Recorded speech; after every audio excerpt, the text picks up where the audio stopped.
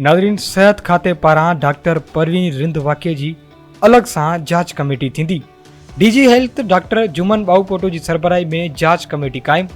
Doctor Shahabuddin Qureshi ऐं doctor Rukhsana प्रीत चन्नड़ member हूंदा। Committee वाक़े जी पूरी रिपोर्ट 3 ॾींहनि में जमा कराईंदी। सवाल इहो पैदा थो थिए त जांच कमेटी पंहिंजो कमु आज़ादाना तौरु करे सघंदी या न। सवाल इहो बि पैदा थो थिए त FIR दर्ज थियण बावजूदि गिरफ़्तारी अमल में छो न आई आहे।